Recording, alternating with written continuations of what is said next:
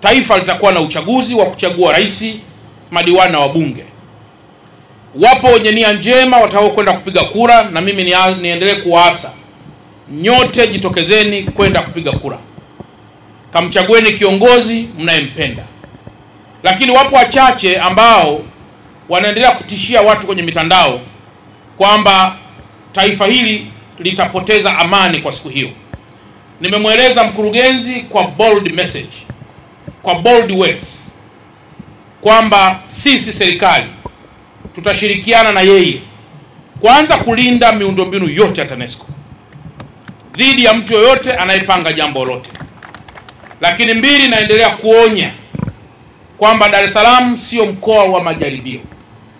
Huu ni mkoa ambapo taifa limeweka vitu vingi, limewekeza. Hatuwezi kuruhusu hata kidogo kichaa mmoja wa akili akajizima data ili kuweza kufanya uharibifu. Akijizima data tutamuasha ili aweze kupata network vizuri ya namna taifa linavyo operate, na anachokitaka na sisi tunakitaka.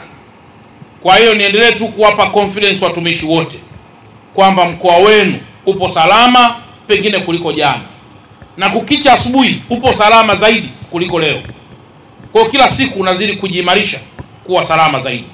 Baada ya kusema haya, nikushukuru sana mtendaji wa TANESCO kwa kazi nzuri na bora ambazo mnaendelea kuzifanya kwa maslahi mpana ya Watanzania.